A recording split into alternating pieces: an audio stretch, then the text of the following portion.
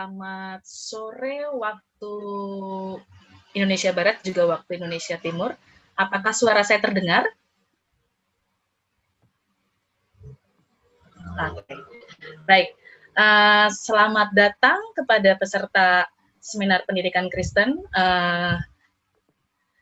Saat ini yang saya tahu yang sudah mendaftar ada sekitar 80 orang, terdiri dari berbagai daerah, ada yang dari Banyuwangi, Purwokerto, Jayapura sendiri, lalu Pasuruan, Surabaya, Timika, sampai Sumba. Selamat datang dari Sekolah Lentera Bangsa Cemerlang, PKBM Terang Mulia Purwokerto, SD Kristen Baitan Pasuruan, SD Kristen Tunas Harapan Bangsa Surabaya, Sekolah Kristen Kalam Kudus Timika, Sekolah Papua Harapan, SMA YPK Sentani, TK Siloam Betel Sumba, dan juga terakhir dari Sekolah Papua Kasih. Baik, jadi kalau semua bisa masuk dengan tepat waktu, kurang lebih ada 80 orang yang akan terlibat dalam seminar pendidikan sore hari ini. Baik, sebelum kita memulai, mari kita buka dulu dalam doa. Mari kita berdoa. Tuhan Yesus, terima kasih untuk sore hari ini kami memiliki kesempatan untuk bersama-sama dengan teman-teman dari seluruh Indonesia.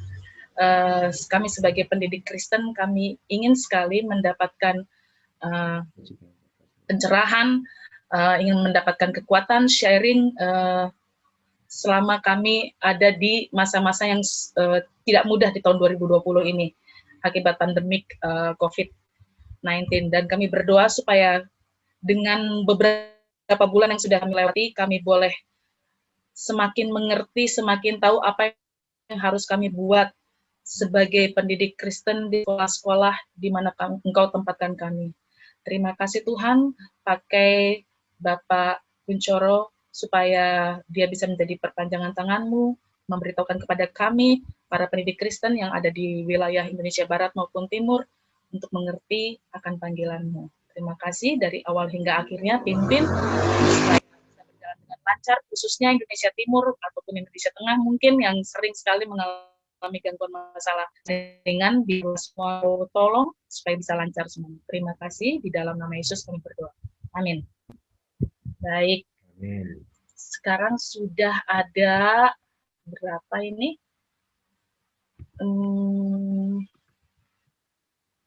Sudah terus menambah ya, bertambah ya. Baik, sebelum saya perkenalkan Bapak pembicara kita, Bapak nama lengkapnya itu Bapak Kuncoro Angkawijaya, lahir di kota Surabaya tahun 70, lulus dari SMA Petra II tahun 1988, lalu kuliah di Universitas Airlangga di Fakultas Hukum, lulus pada tahun 1993 dari jurusan Hukum dan Pembangunan. Kemudian beliau masuk dunia kerja dan banyak sekali pengalaman. Kemudian pada tahun 2000 menerima panggilan untuk menyerahkan hidupnya secara penuh kepada Tuhan. Dan pada tahun 2007 beliau mengikuti studi Alkitab dan Teologi di Fuller Theological Seminary Pasadena, lulus sebagai Master of Arts in Teologi pada tahun 2009. Lalu rekam jejak pelayanannya dimulai sebagai pembantu gembala gereja International Evangelical Church di Rosemead City, USA, kemudian menjadi bagian tim pastoral GI Hope in Bandung. Tahun 2010 kembali ke Surabaya sebagai dosen paruh waktu di Universitas Ciputra, Universitas Kristen Petra, dan Universitas Pelita Harapan Surabaya. Juli 2012 menjabat sebagai pejabat wakil rektor 3 secara penuh waktu di Universitas Pelita Harapan Surabaya. Beliau juga menjadi bagian dari tim Fakulti Hagai Indonesia dan Hagai Internasional yang secara khusus memperlengkapi para pemimpin Kristen dari berbagai denominasi. Juga merupakan fakulti di Christian Educator Certification CEC di ACSI.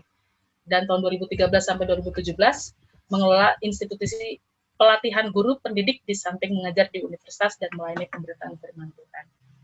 Tujuan hidupnya adalah jadilah kehendak Tuhan dan datanglah kerajaannya di bumi seperti di surga. Mungkin itu yang bisa saya sampaikan tentang CV dari Bapak pembicara kita. Saya hanya mengingatkan bahwa kita akan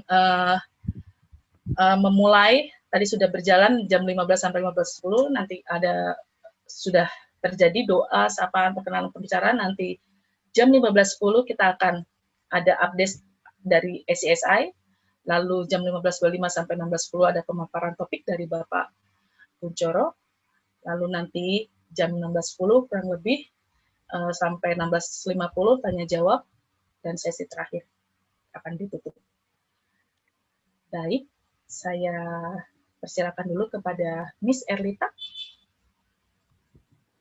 Ya, terima kasih Bu Helena. Selamat siang Bapak Ibu semua. Saya senang sekali bisa bersama-sama di sini, walaupun nanti mungkin saya tidak bisa hadir secara full, tapi saya bersyukur karena bisa tahu bahwa antusias pendidik ini masih tinggi gitu ya. Walaupun sekarang sudah banyak Zoom sana sini, Samsung, tapi ternyata sore hari ini juga masih banyak yang hadir. Gitu. Saya bersyukur sekali. Saya lihat daftar peserta hari ini. Tunggu sebentar, suara saya kedengaran ya Bu Helena ya, bisa kasih reaksi ke saya Bu? Oke, thank you Bu. Ya, saya lihat daftar peserta, saya tahu ada beberapa sekolah yang kenal nih saya, karena memang udah membernya ACSI, tapi ada beberapa sekolah yang mungkin tidak. Jadi, saya mau sampaikan sedikit tentang siapa sih ACSI gitu. Saya di sini mewakili ACSI, tapi saya nggak cuma berdiri sendiri, ini acara bukan ACSI punya, tapi acara ini adalah milik satu komunitas alumni program ACSI, yaitu komunitas alumni program CEC. Nah, siapa mereka nanti saya akan ulas sedikit di tampilan PowerPoint yang saya akan berikan. Saya share screen dulu. Ya, ini logo kami. Kami punya moto Stronger Together. Ya, kalau ada yang belum tahu siapa sih ACSI itu, jadi kami berdiri tahun 1978 di Amerika, itu adalah induk organisasi kami. Lalu di Indonesia sendiri kami sudah berdiri sebenarnya dari 2003. Jadi kalau sekarang 2020, itu kami sudah 17 tahun di Indonesia gitu ya. Kami sudah terdaftar juga di Depkumham.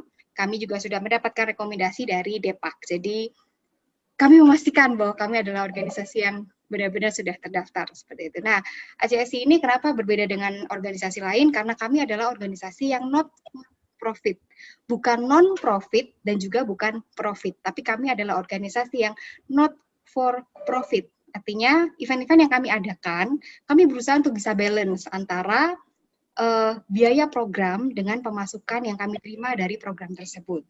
Kalau ada untung, puji Tuhan, itu adalah rezekinya kami, gitu ya, supaya kami punya modal untuk menyelenggarakan program berikutnya. Tapi kalau seandainya sampai merugi, ya sudah, itu adalah bagian dari memang pelayanan kami di pendidikan Kristen, seperti itu. Jadi, itulah ACSI, kami adalah lembaga not for profit. Apa sih visi kami? Visi kami adalah memperkuat sekolah-sekolah Kristen dan memperlengkapi para pendidik Kristen.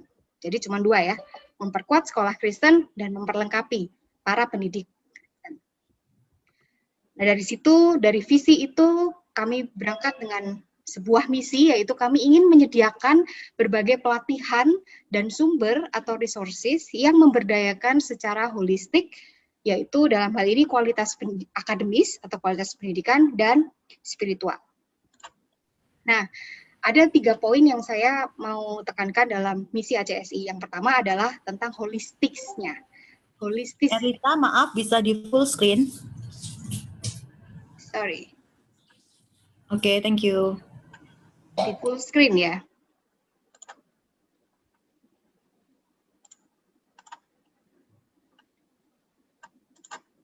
Sebentar, saya ulangi lagi. Oke. Ya, sekarang kita ngomong tentang holistis. Apa sih yang dimaksud ACSI dengan punya misi memberdayakan secara holistis? Jadi, Bapak Ibu, kami sebagai Asosiasi Sekolah Kristen, kami ingin sekolah-sekolah Kristen itu punya pandangan yang berbeda tentang pendidikan dengan wawasan yang dunia punya. mungkin pendidikan sekuler mau bilang, mereka mungkin bilang bahwa agama itu nggak bisa digabungkan dengan mata pelajaran. Agama itu nggak ada hubungannya dengan matematika, agama nggak ada hubungannya dengan bahasa, nggak ada hubungannya lagi dengan sains, apalagi sama geografi, mungkin nggak ada. Tapi bukan itu yang ACSI mau. ACSI justru mau bilang, ACSI mau semua sekolah-sekolah yang menjadi member ACSI itu justru bilang yang sebaliknya. Kami mau sekolah-sekolah justru bilang bahwa Tuhan itu ada di setiap hal. Jadi kita mau belajar subjek apapun, kita mau belajar geografi, kita mau belajar literatur, itu semuanya ada Tuhan di sana. Oh, yang bikin dunia ini Tuhan. Gitu. Jadi pasti Tuhan nggak bisa dipisahkan dari subjek-subjek yang kita pelajari. Jadi itu yang kami sebutkan bahwa kami ingin memberdayakan secara holistis, baik itu yang artinya di dalamnya termasuk kualitas akademis dan spiritual. Jadi keduanya tidak bisa dipisahkan, nggak bisa hanya pinter aja tapi spiritualnya tidak berkembang, atau spiritualnya berkembang tapi pendidikannya tidak berkembang. Nah, kami tidak mau itu, kami mau dua-duanya. Kami ingin sekolah-sekolah member kami bisa seperti itu. Nah, kenapa demikian? Karena kami percaya bahwa lewat Anda, lewat sekolah-sekolah Kristen itu kami bisa mentransformasi dunia, kami bisa mentransformasi, setidaknya kita mulai dengan Indonesia dulu, karena kita semua ada di Indonesia. Kenapa? Lagi-lagi karena kami percaya bahwa sekolah-sekolah Kristen ini sedang meramu, Anda sedang mendidik dan membangun generasi Kristen yang berikutnya. Habis ini kita mungkin lewat masanya, nah ini anak-anak yang sekarang kita didik, anak-anak inilah yang nanti akan menggantikan kita semua. Mungkin mereka yang akan menggantikan Anda mengajar di sekolah-sekolah Kristen. Caranya dengan apa? Kami percaya bahwa pekerjaan itu bisa kita lakukan kalau kita sama-sama, kita berjejaring, kita bekerja sama, kita networking satu sama lain antara sesama sekolah Kristen. Karena kita melakukan pelayanan yang sama di bidang pelayanan yang sudah Tuhan percayakan kepada kita semua. Nah, poin yang kedua yang saya ingin tekankan adalah di bagian misi ini adalah soal pelatihan, gitu ya. Kami ACSI sendiri, kami punya banyak pelatihan. Saya tidak akan sebutkan satu persatu. Anda bisa lihat sendiri di tampilan layar Anda. Jadi kami punya 1, 2, 3, 4, 5, 6, 7, 8, 9. Kami punya 9 layanan sejauh ini. Ada yang berjalan dengan baik, ada yang kurang berjalan dengan baik karena kami sudah tidak punya waktu untuk melakukannya, atau kami lebih fokus pada satu atau dua hal saja. Nah, tapi dalam hari ini saya mau fokus pada yang kanan atas. Kalau di layar saya sih kanan atas ya, namanya program CEC. Nah, Bapak Ibu, seminar kita hari ini atau mungkin kemarin ada yang sudah ikut sesi orang tua. Nah, seminar ini sampai Sabtu besok, 3 hari ini adalah kerjasama antara komunitas CEC di Surabaya dengan Sekolah Papua Kasih. Sebenarnya Sekolah Papua Kasih ini juga alumni dari komunitas CEC di Jayapura. Jadi program CEC ini memang dibuat oleh ACSI, tapi kemudian para alumninya punya hati untuk bisa bermisi, punya hati untuk berbagi, lalu bikinlah acara selama 3 hari ini. Nah, modul-modul CEC ada 2 bagian. Saya cepat saja. Yang pertama ini adalah modul-modul basic, Anda bisa baca juga di layar. Nah, ini untuk teacher. Kalau modul basic tadi saya berharap atau kami mendesain modul-modul basic ini untuk bisa diikuti oleh semua orang, baik itu kepala sekolah, baik itu guru, semua harus ambil ini karena ini adalah dasarnya. Jadi Anda harus belajar ini dulu supaya bisa nanti kemudian lanjut, mau yang guru fokus kepada modul-modul guru atau yang mau fokus pada modul-modul kepala sekolah. Kami memang mengarahkan kalau guru ya ikut yang guru, kepala sekolah ikut kepala sekolah, seperti itu. Kemudian, nah ini ngomong soal pelatihan, Bapak Ibu, ini adalah event kami yang paling dekat ya. Di situ mungkin ada wajah yang familiar, ada Ibu moderator kita, Ibu Elena, ya Ibu Elena akan berbagi nanti bersama-sama dengan rekan-rekan alumni yang lain. Jadi semua orang yang ada di foto-foto ini, yang di depan ini, di brosur ini adalah para alumni. Jadi kami tanggal 18 November, kami akan bicara tentang masa depan pendidikan Kristen, kolaborasi, dan kemitraan. Kalau Anda mau ikut, silahkan join. Pendaftarannya bisa diisi di bit.ly/afterlunch3. Nanti silakan isi data Anda. Boleh diabaikan biaya pendaftaran di bawah itu, bisa diabaikan. Kalau Anda mau ikut dengan persembahan kasih, puji Tuhan, nanti bilang saja, nanti kami hubungi mau transfernya kemana. Tapi kalau Anda mau ikut saja juga nggak apa-apa. Kami terbuka untuk Anda bisa ikut, bisa mendengarkan sharing dari ketiga rekan kami yang ada di layar Anda ini. Topiknya ada 2, lebih kuat bersama-sama dan diberkati untuk memberkati. Nah, sekarang poin yang ketiga, ini yang terakhir dari saya, yaitu tentang membagikan tentang sumber. Jadi kami punya misi untuk menyediakan berbagai sumber atau resources. Wujudnya adalah, nah dengan ini, Bapak Ibu, di masa pandemi seperti ini, kami juga berinovasi. Kalau kami cuma jual bukunya, tunggu orang datang ke tempat kami, atau kalau dulu kami harus tunggu ada event, lalu kami pergi ke suatu tempat dan kami menjual buku kami. Memang enak, bisa datang langsung orang bisa lihat gitu bukunya ya, tapi kalau masa pandemi seperti ini kita nggak bisa kemana-mana, kami pun juga tidak bisa kemana-mana. Nah, akhirnya kami memutuskan untuk mengembangkan sebuah toko buku online, bisa diakses di acsi.id/Kairos, ada di depan layar Anda. Nah, di sana ada banyak sekali buku-buku kami, bisa dicek juga dalamnya. Kalau mau dengar ini bukunya tentang apa ya, kami juga di situ ada audio yang menjelaskan kira-kira secara singkat ya, kira-kira deskripsi bukunya apa sih gitu. Nah, dan sampai Desember 2020 nanti kami ada warehouse sale. Jadi kami punya buku-buku impor yang mungkin edisinya sudah berganti atau sudah direvisi. Nah, itu ini masih bukunya sisa gitu ya, buku edisi lama ini masih sisa. Nah, itu kami sale sampai 90%. Berikutnya saya akan tampilkan beberapa contoh buku. Ini buku-buku yang saya pilih ini dalam bahasa Indonesia yang Anda bisa beli juga dan bisa dapatkan di Kairos atau nanti setelah acara ini selesai, setelah seminar ini selesai, ada satu rekan saya, Pak Daniel namanya, beliau akan tinggal kalau Anda mau tanya-tanya buku. Kalau Anda mau beli buku juga bisa nanti di sana.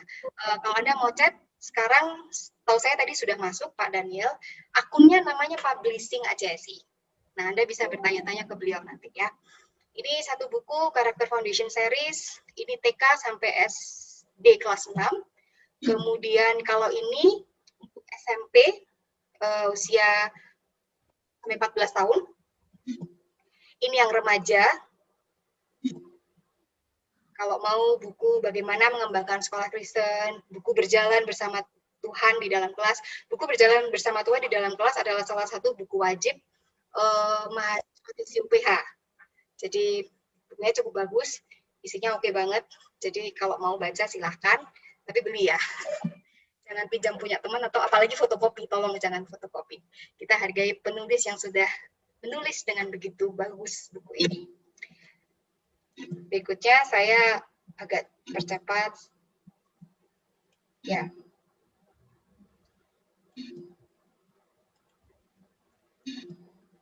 Ini adalah buku untuk mengajar bahasa Inggris yang khusus untuk negara-negara yang tidak berbahasa Inggris. Jadi di dalamnya, jangan khawatir, di dalamnya sudah ada Bible integration-nya. Jadi ini buku textbook yang bisa dipakai untuk mengajar bahasa Inggris. Ada CD-nya berisi lagu-lagu, lalu ada aktivitasnya juga. Nah, ini tadi saya bilang di depan bahwa ACSI itu mau setiap sekolah Kristen itu bisa menempatkan Kristus di dalam setiap pelajaran yang mereka punya. Nah, ini adalah salah satu shortcut-nya. Jadi, ensiklopedia kebenaran Alkitab ini berisi ayat yang sudah dikelompokkan. Kalau Anda bisa lihat di depan ada ilmu sosial yang warna hijau, kemudian yang warna biru itu sains dan matematika, yang warna hijau kesenian dan kesehatan, lalu yang terakhir yang ungu itu untuk seni bahasa. Nah, buku ini oleh pengarang yaitu Ruth C. Haycock itu sudah dikelompokkan. Kalau kira-kira kalau Alkitab mau ngomong tentang geografi itu di mana ya carinya? Nah, di sini ada. Gitu. Jadi ayat-ayat Alkitab ini bisa Anda kutip untuk ketika Anda mengajar, lalu Anda mau menyampaikan tentang firman Tuhan, tentang betapa luar biasanya Tuhan itu menciptakan kita, Anda bisa cari di sini ayat-ayatnya. Bukunya didiskon 25%. Saat ini promonya begitu. Ini buku berikutnya. Ini adalah sebuah kumpulan tulisan dari beberapa pendidik Kristen, ada yang bahasa Inggris dan ada yang bahasa Indonesia. Waktu itu kami mengadakan anniversary kami mengadakan sebuah round table di mana kami mengundang para praktisi pendidikan Kristen, leader-leader untuk bisa datang, berkumpul bersama, berdiskusi, lalu kemudian menulis artikel. Nah, ini adalah kumpulannya. Ini buku untuk para guru, Learning Styles dan Creative Teaching Method. Ini adalah cover yang bahasa Inggris, tapi kalau Anda mau yang bahasa Indonesia, kami menyediakan, walaupun itu bukan terbitan kami. Tapi kalau Anda berminat, boleh nanti tanya kepada Pak Daniel dengan akun Publishing ACSI. Ada Classroom Discipline dan Teaching Redemptively, kedua buku ini dalam bahasa Inggris. Kalau ada yang mau berminat untuk membaca, silahkan. Teaching Redemptively buku yang sangat bagus kalau Anda mau mencoba membaca, bukan cukup lagi, sangat inspiratif. Ya, ini bunga-bunga dari Tuhan. Kalau Anda butuh penguatan nih sebagai guru, ini ada banyak catatan terima kasih untuk para guru sekolah minggu yang ditulis oleh mantan-mantan murid sekolah minggu untuk guru-guru mereka.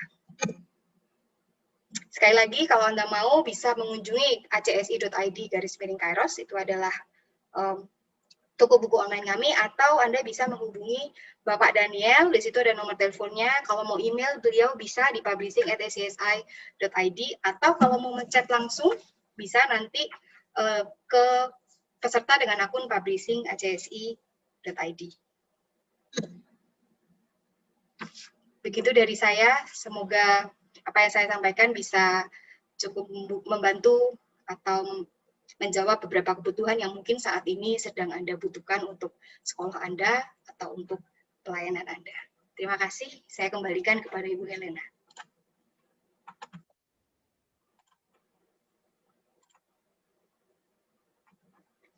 Bu Helena masih belum terdengar suaranya. Terima kasih, Miss Erlita, untuk pemaparannya. Mudah-mudahan teman-teman yang sudah melihat mungkin tertarik. Saya sudah pernah baca buku-bukunya, bagus sekali. Silahkan kalau yang mau bertanya tentang buku, nanti di sesi terakhir bisa tanya di Zoom ini supaya bisa tanya-tanya langsung. Oke, tinggal 1 menit lagi kita akan masuk ke dalam topik yang akan disampaikan oleh Bapak Kunchoro.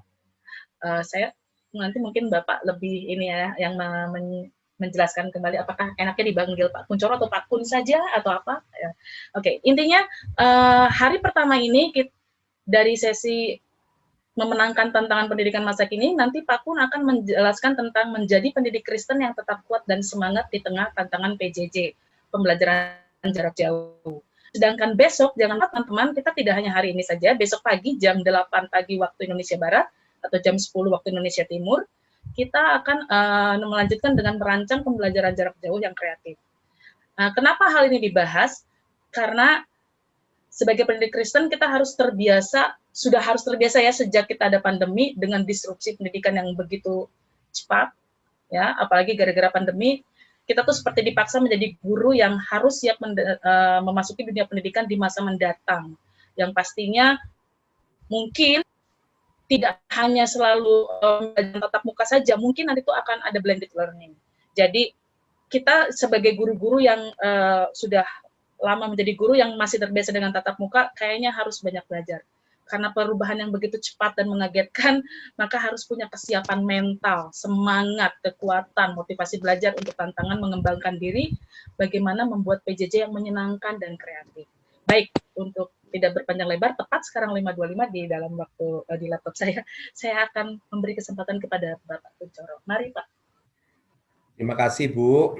Ya. Saya minta boleh nggak ya, saya tidak dijadikan co-host karena ini orang yang masuk ini bunyi ding ding ding nanti mengganggu presentasi. Cuma untuk share screen-nya itu diizinkan multiple participants can share. Nah itu nanti saya bisa share ya.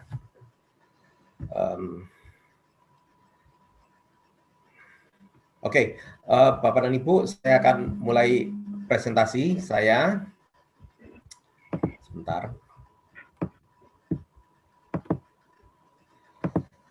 Pertama-tama saya mengucapkan welcome.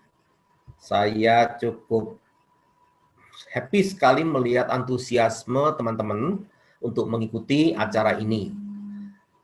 Saya tidak akan berpikir bahwa seakan-akan saya lebih tahu Namun apa yang kami lakukan di sini adalah kami ingin sharingkan apa yang sudah boleh kami alami dan Tuhan mengizinkan kami belajar, ya. Sebagai latar belakang, apa yang kami lakukan sekarang ini sudah berlangsung dari waktu yang cukup lama, sangat lama, yaitu kumpulan alumni program CEC, jadi Certification of Christian Education, yang tadi dipaparkan oleh Ibu Erlita, ya. Kami sudah cukup lama mengikuti itu dan kemudian kami lulus, dan para alumni yang lulus itu kemudian kami rindu untuk membagikan apa yang kami peroleh, baik dari materi CEC maupun dari pengalaman kami mengajar, dari penelitian yang kami lakukan, kepada teman-teman yang sebenarnya yang ada di luar kota-kota besar, dan awalnya adalah dari mereka yang kepada mereka yang ada di luar Pulau Jawa. Kami menemukan bahwa selama kami melakukan hal ini, kami menerima respon dari banyak rekan-rekan pendidik betapa apa yang kami lakukan itu begitu penting buat teman-teman. Makanya itu menjadi sebuah semangat buat kami untuk menyelenggarakannya. Jadi teman-teman yang yang mengikuti sekarang, saya bisa sampaikan sebenarnya alumni CEC itu banyak yang bisa berbagi, lebih banyak daripada yang sekarang diselenggarakan. Mungkin panitia kalau saya boleh memberikan saran, bisa diselenggarakan lagi untuk teman-teman yang dari Papua dengan lebih banyak narasumber, ya. Itu saran saya. Nah, teman-teman, saya akan memulai presentasi saya sekarang.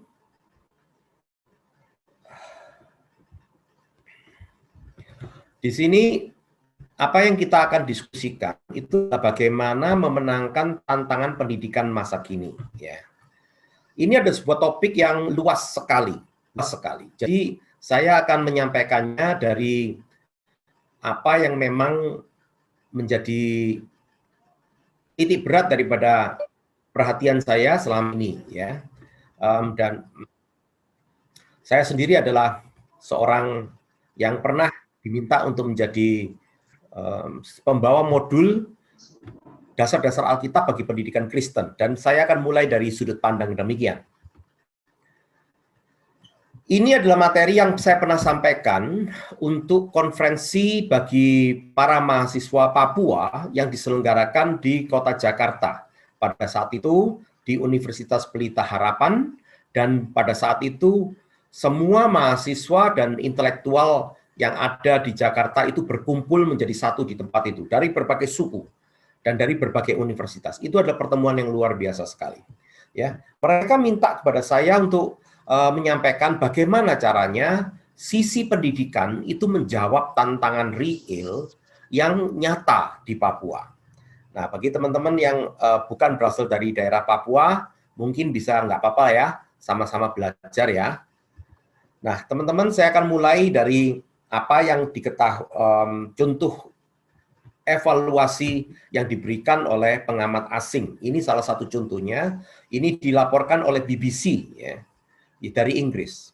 Di sini dikatakan bahwa penduduk Papua itu kurang dari 25% yang bisa mencapai pendidikan di atas pendidikan sekolah dasar.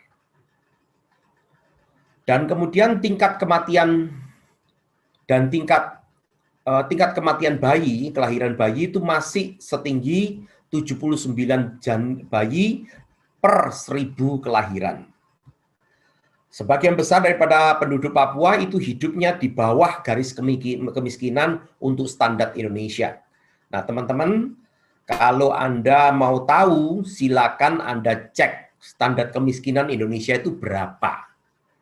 Nah, saya 10 tahun yang lalu beberapa kali mendiskusikan hal ini dengan mahasiswa di Universitas Pelita Harapan Surabaya, di mahasiswa di Universitas Kristen Petra, di Universitas Kristen Maranatha, dan bahkan di Universitas Ciputra.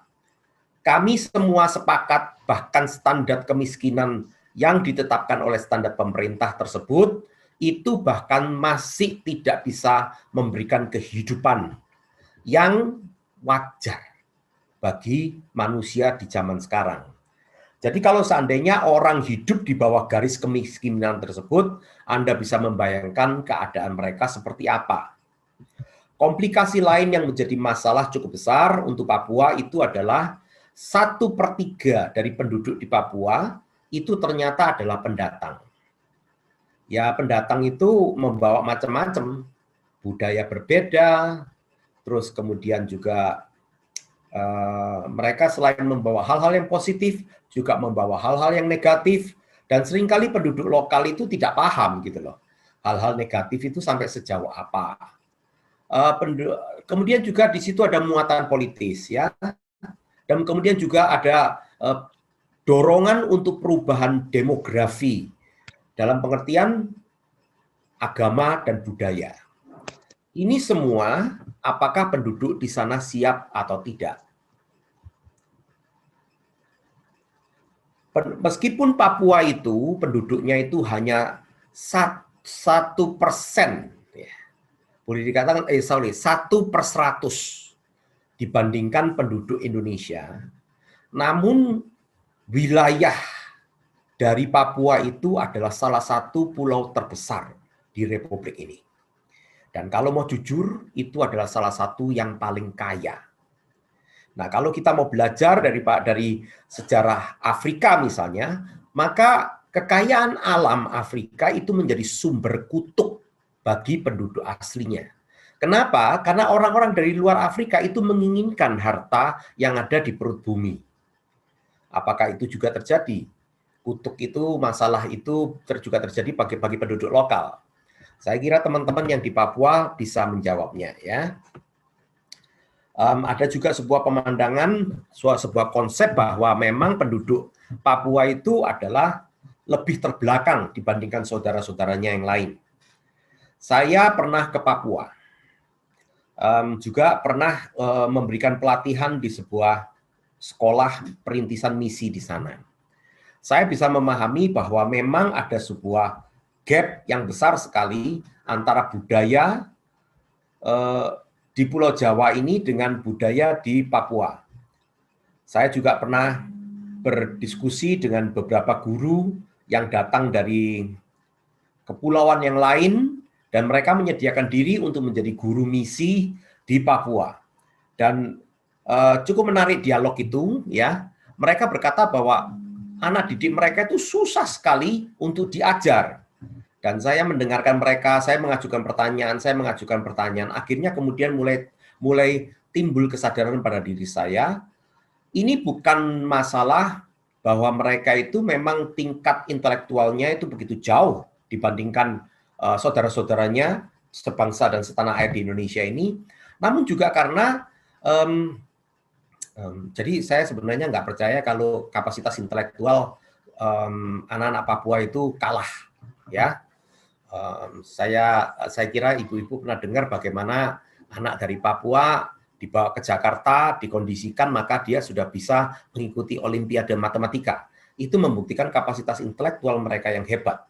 Bedanya itu adalah seringkali anak-anak ini berbicara dengan paradigma budaya itu yang berbeda dari kita. Dan jadi kalau kita berpikir, misalnya contohnya penyebutan hari, cara menyebutkan hari saja bisa jadi beda kesimpulannya. Nah, jadi paradigma ini yang berbeda. Kalau paradigma dari pulau lain dibawa ke Papua, belum tentu ini komunikasi bisa nyambung. Nah, itu menjadi kesulitan. Tapi seringkali akibat kesulitan tersebut adanya sebuah pandangan yang miring, ya, terhadap saudara-saudara kita di Papua. Nah, teman-teman, ini adalah background yang cukup membebani, dan ketika saya paparkan ini, teman-teman di Papua yang hadir di situ itu ada sebuah konferensi yang besar, pesertanya itu mungkin sekitar ada lebih dari 2.000 orang, termasuk tokoh-tokoh utama dari mereka, itu mereka setuju, memang ini masalahnya, gitu ya. Saya tidak tahu apakah apa yang saya paparkan di depan teman-teman ini masih separah ini, tapi ini adalah data yang benar sekitar 6 tahun yang lampau. 1, kebiasaan minum minuman keras. 2, masalah imoralitas di bidang seksual. 3, masalah kemiskinan yang begitu banyak tersebar di ujung-ujung wilayah Papua. Dan masalah keempat, Papua adalah hotspot untuk HIV di Indonesia. Saya tidak tahu berapa banyak dari guru-guru yang tahu bahwa ada sebuah pengamatan yang unik. Ya. Ini pengamatan yang saya peroleh justru dari mahasiswa saya sendiri. Dia adalah Muslim, dari latar belakang Muslim. Dia mengungkapkan pada satu kali presentasi ya tentang Papua kepada kami, dia mengumumkan sebuah data yang cukup mengejutkan, dan di kemudian hari saya menerima beberapa konfirmasi bahwa data itu benar. Jadi ada suatu fenomena yang aneh, banyak para pekerja tunasusila, para wanita tunasusila, jadi pekerja seks komersial, itu yang terdeteksi mereka menderita HIV, itu entah kenapa, ketika mereka sudah dijaring, dibersihkan, mereka munculnya di Papua. Kenapa demikian? Nah, quote-unquote kita tidak tahu. Tetapi itu menimbulkan fakta bahwa di Papua HIV itu adalah endemi. Ya. Itu sesuatu yang serius sekali. Nah, teman-teman, saya ingin mengingatkan sebuah kutipan yang sangat baik sekali dari Bapak Nelson Mandela almarhum. Dia berkata bahwa kemiskinan itu bukan kebetulan. Seperti perbudakan dan juga prinsip apartheid, jadi prinsip rasisme ya. Kemiskinan, perbudakan, dan apartheid itu sebenarnya adalah buatan manusia. Dan oleh karena itu bisa dihapuskan oleh tindakan-tindakan dari manusia juga. Jadi teman-teman, apapun masalah-masalah sosial dan ekonomi, kesehatan yang tadi saya paparkan kepada Anda, Nelson Mandela menolong kita untuk memahami bahwa masalah-masalah yang ditimbulkan oleh manusia itu bisa dihapuskan oleh manusia. Kenapa? Karena kita yang menciptakannya. Itu bukan diciptakan oleh Tuhan. Kalau diciptakan oleh Tuhan, maka butuh kekuasaan Tuhan.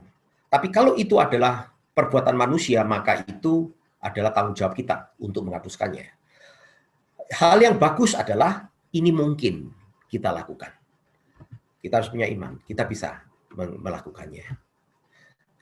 Mengambil contoh pembelajaran dari kitab 2 Tawarik 17 ayat 7 sampai 12. Jika teman-teman sekarang bisa mengambil Alkitab, silakan Anda membuka. Ya. Saya juga bisa menunjukkan kepada teman-teman sekalian kitab Tawarik tersebut.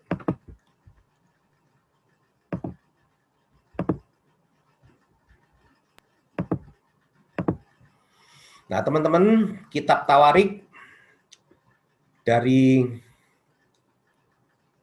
ayat yang ke-7, 2 Tawarik pasal 17, ini menceritakan tentang keberhasilan dari seorang raja yang baik. Dia mengadakan sebuah reformasi di kerajaannya.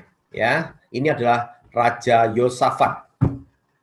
Dia dikatakan bahwa Tuhan menyertai dia.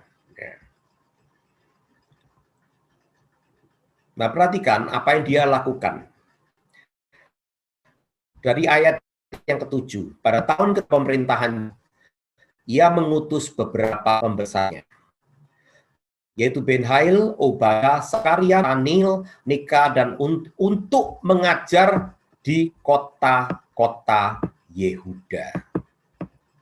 Perhatikan kalimat ini. Kita harus pahami bahwa kita bicara tentang masyarakat purba ya. Tetapi di masyarakat tersebut ternyata ada seorang raja yang dikatakan bahwa dia sungguh-sungguh mengikuti Tuhan, maka Tuhan memberikan kepada dia suatu hikmat.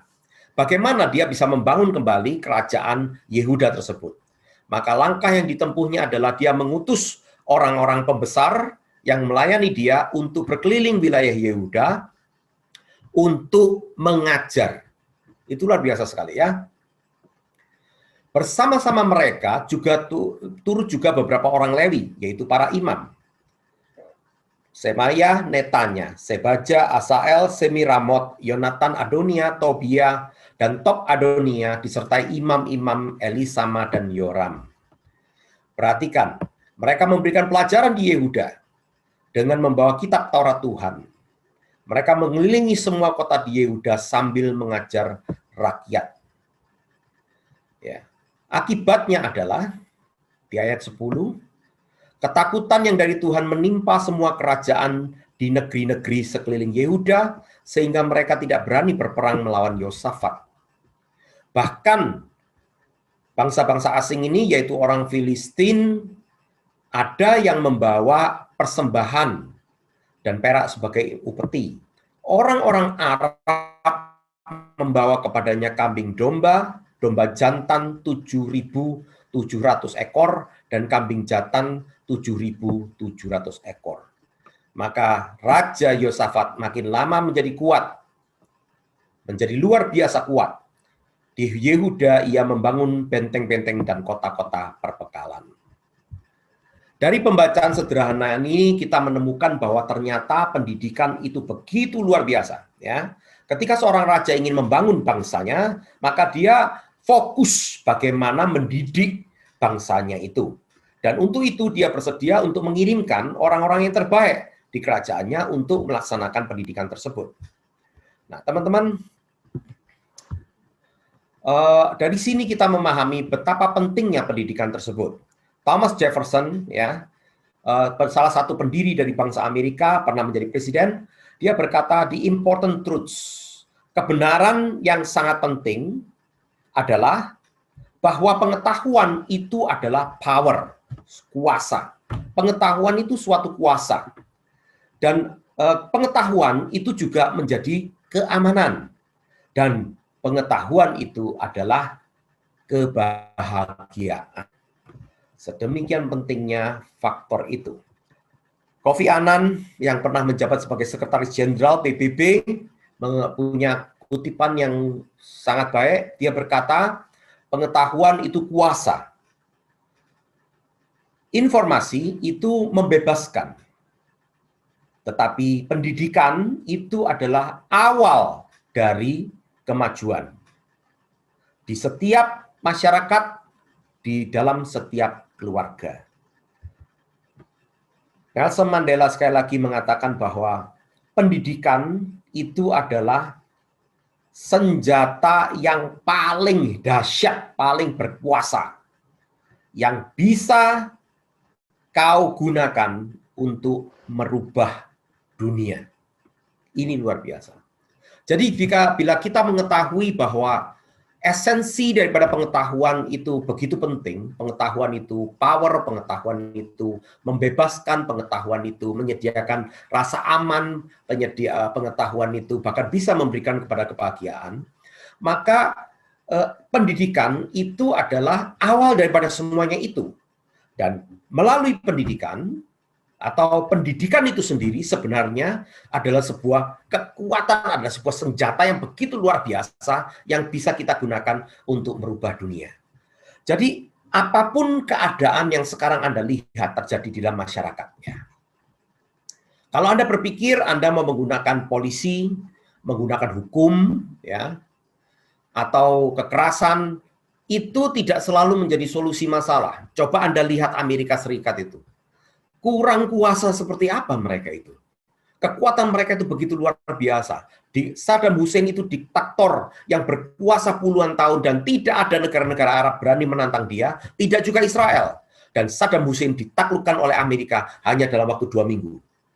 Tetapi apakah kemudian bangsa Irak selesai?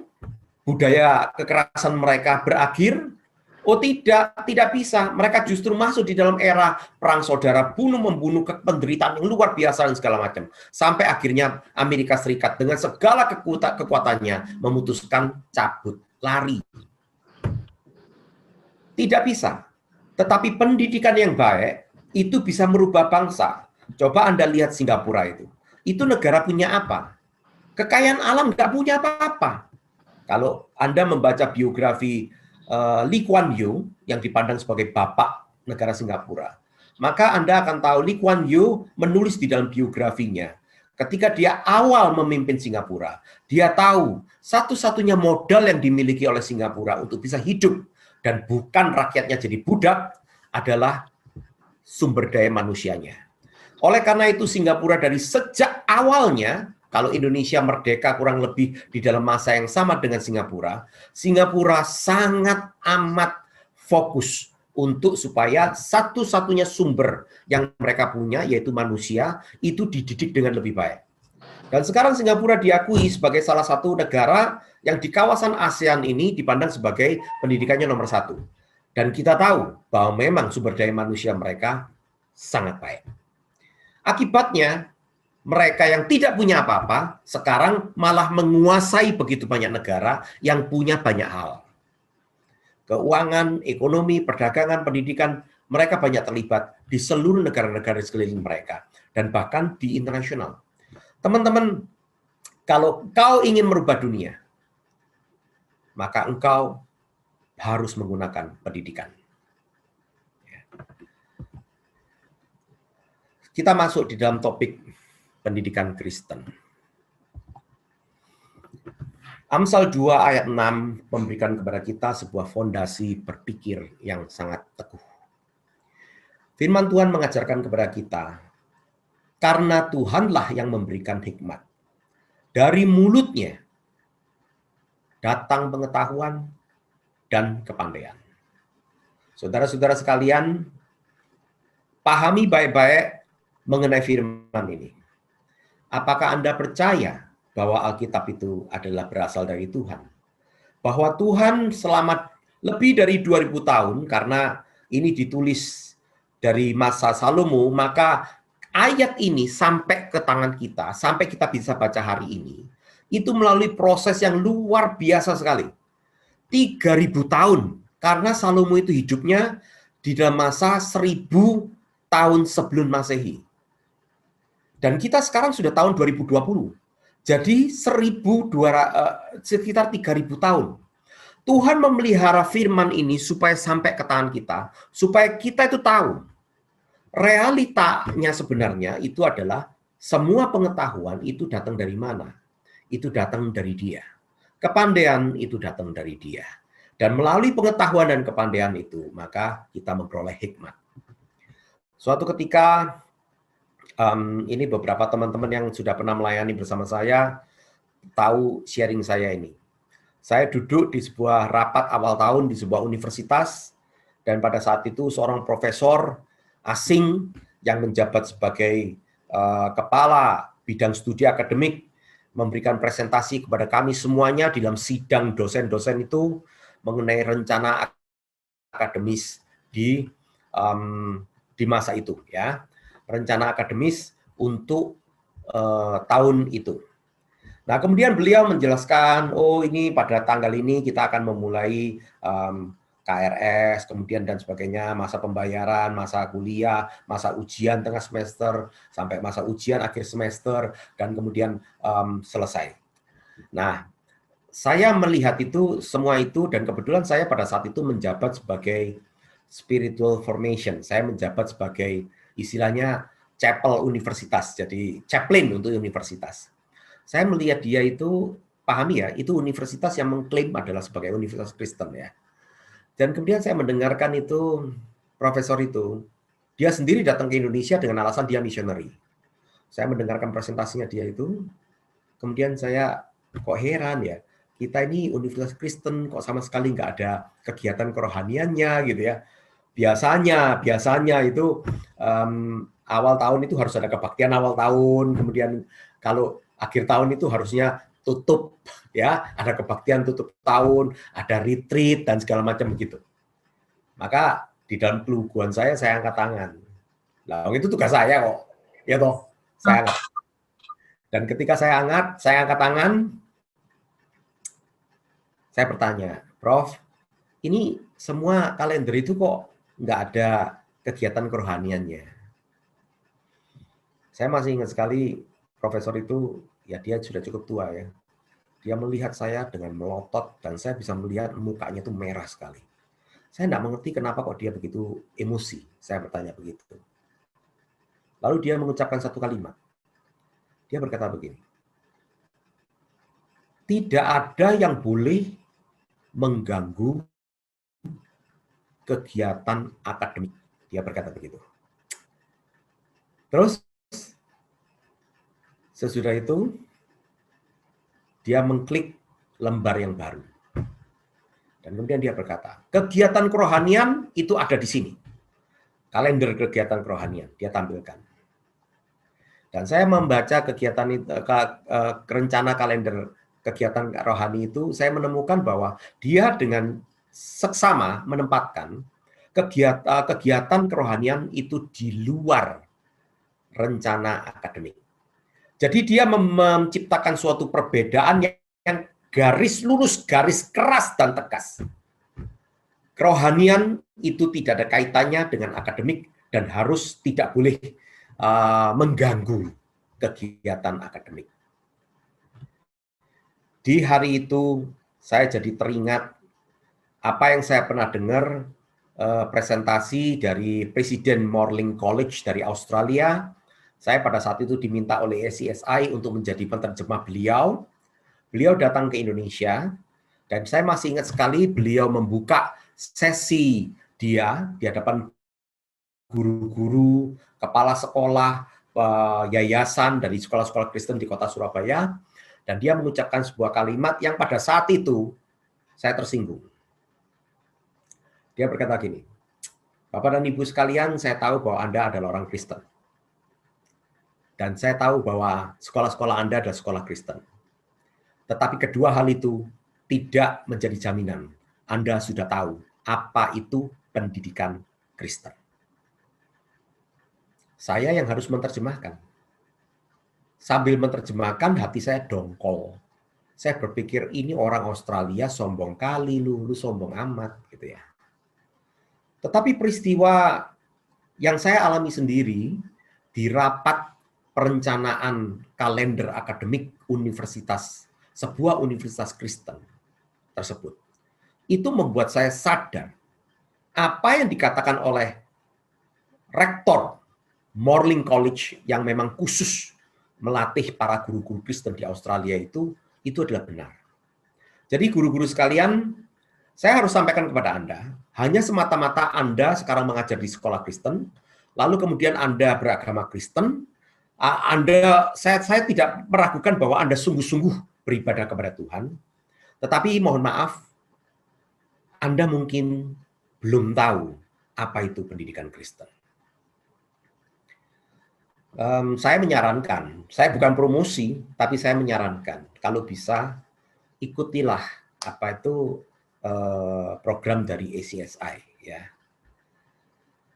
Nah, teman-teman,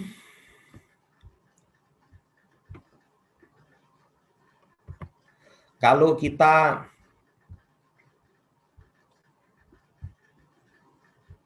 kembali kepada ayat ini,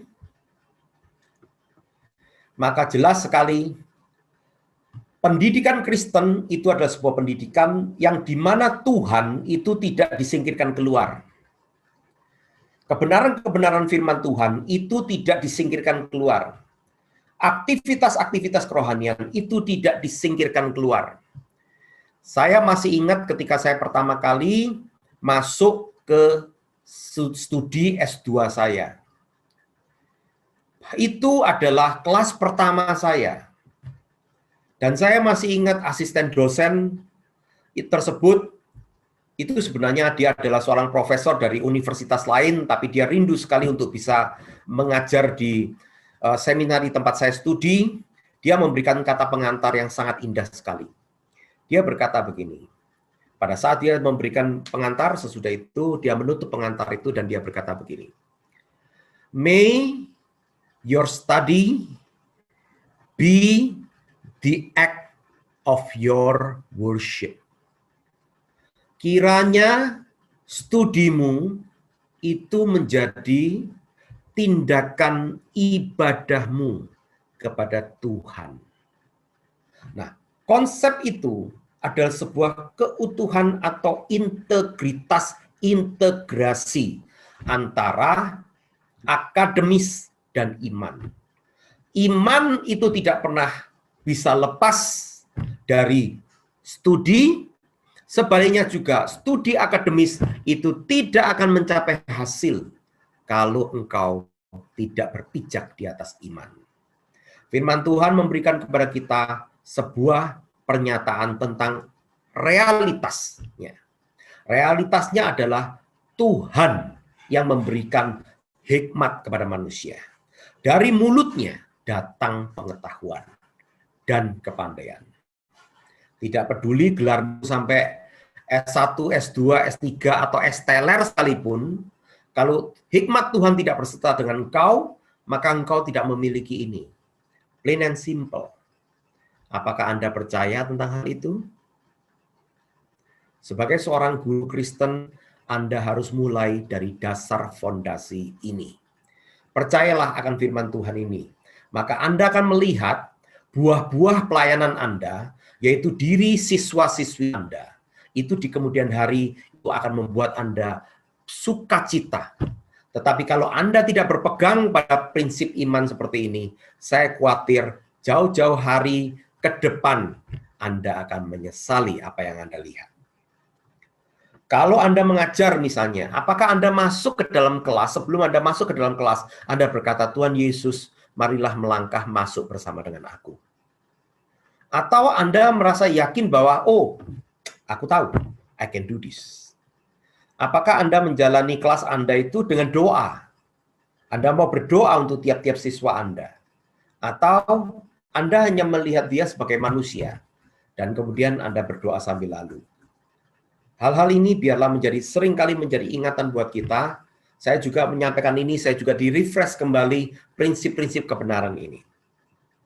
Bukan oleh kita, bukan oleh buku-buku itu, atau apapun kehebatan kita, tetapi oleh Tuhan, dari Tuhan, dan untuk Tuhan saja.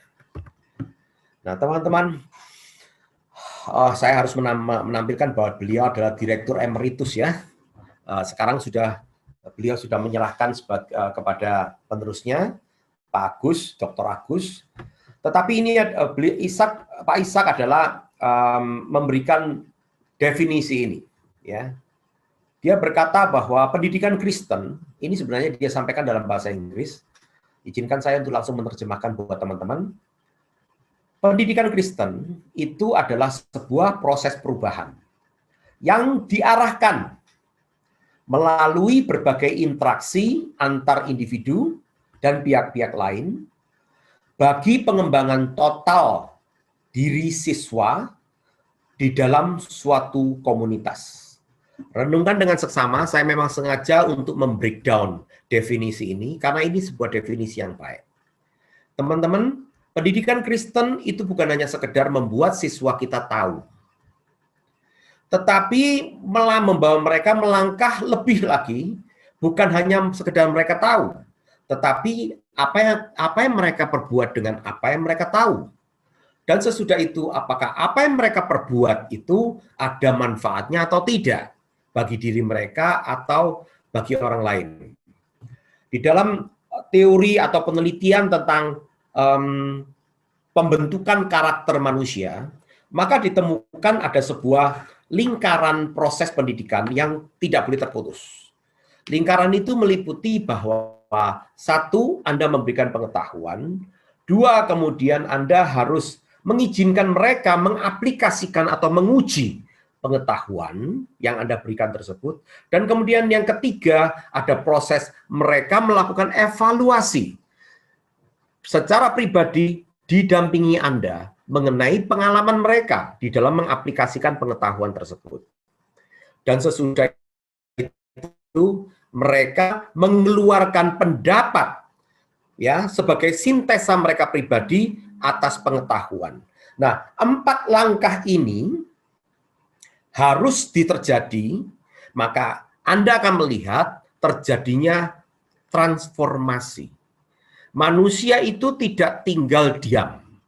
Tetapi kalau Anda sekedar menyampaikan pengetahuan, dan ini memang saya harus memahami, ya. Tapi kalau seandainya memungkinkan ya, coba Anda desain pembelajaran Anda itu minimum 4 langkah ini. Ya. Pemberitahuan pengetahuan, aplikasi pengetahuan, adakan momen refleksi untuk merenungkan mengenai pengalaman mereka di dalam aplikasi pengetahuan tersebut, minta mereka untuk menemukan sintesa atau pemikiran mereka yang baru dari 3 proses di depan ini. Maka Anda melihat step by step siswa-siswa Anda akan mengalami perubahan secara karakter mereka. Nah, perhatikan bahwa perubahan-perubahan tersebut itu adalah melalui interaksi, bukan hanya melalui kuliah. Nah, pengembangan total siswa itu bisa terjadi di dalam suatu komunitas. Ada pepatah Afrika yang menjadi terkenal di dunia oleh karena istri Presiden Bill Clinton pada saat itu, yaitu Hillary Clinton. Beliau menulis sebuah buku, memang itu sebenarnya adalah langkah politik ya, supaya sebagai presiden gitu ya, peduli. Karena pada saat itu, pada masa-masa itu, ada masalah di dalam keluarga. Maka dia meluncurkan sebuah buku dengan judul yang diambil dari pepatah Afrika tersebut. Yaitu, pepatah itu berkata, "It takes a village to raise a child." Dibutuhkan satu desa untuk mampu membesarkan satu orang anak. Pembelajaran, kalau di dalam meminjam istilah Profesor Glenn Stassen yang menulis buku Etika Kerajaan, etika Kristen itu sebenarnya, karena kerajaan yang dimaksud adalah kerajaan Kristus, praktek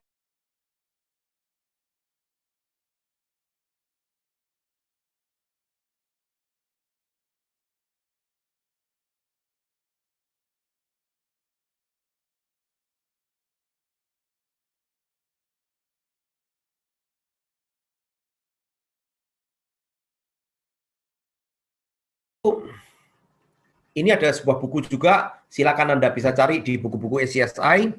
Itu ada yang berjudul School as a Learning Community. Jadi bagaimana sekolah itu menjadi sebuah komunitas di mana proses pembelajaran itu ditumbuhkan. Jadi pahami ya konsep komunitas ya. Siswa ketika masuk ke sekolah Anda, siswa ketika menjadi bagian daripada keluarga Anda, siswa ketika menjadi bagian daripada sekolah Anda, maka mereka itu sebenarnya menjadi keluarga Anda. Sekolah harus didesain untuk menjadi sebuah komunitas. Komunitas di mana pembelajaran itu terjadi. Tidak ada yang guru itu yang berkata, "Oh itu siswamu, itu bukan tanggung jawab saya." Fatal kalau Anda punya pikiran seperti demikian. Pokoknya siswa itu masuk sekolah itu, maka dia adalah siswamu. Dan kamu adalah gurunya. Kepala sekolah juga begitu, bahkan staf-staf juga harus berpikiran demikian. Nah, teman-teman, ini adalah pendapat dari 2 tokoh, James C. Wilhoit dan saya kok lupa menyantumkan nama beliau. John Dettoni, ya, saya kenal beliau secara pribadi ya, John Dettoni. Ini bukunya juga bisa ditemukan di ACSI, berjudul Nurture That is Christian. Membesarkan pengasuhan yang adalah Kristen. Di sini mereka memberikan definisi bahwa pendidikan Kristen itu sudah secara tepat dipikirkan sebagai sebuah proses yang intensional, sebuah proses yang memang sengaja untuk mendorong satu manusia, satu pribadi, supaya dia bisa dibentuk di dalam Kristus. Ya, mereka itu diasuh di dalam dia melalui Alkitab oleh Roh Kudus, dan oleh guru yang adalah manusia. Lalu mereka itu terus-menerus disemangati, dikuatkan melalui pertumbuhan yang berkelanjutan sampai menjadi murid Kristus yang dewasa. Jadi teman-teman, ini adalah pendidikan Kristen. Semua pendapat ini adalah sesuai dengan mandat pendidikan yang sangat tua sekali. Ini kita dapatkan di dalam Ulangan pasal 6 ayat 4-7. Kitab Ulangan sendiri ditulis pada masa Musa. Musa itu hidupnya sekitar 1400 atau 1500 tahun sebelum Masehi. Perhatikan ya.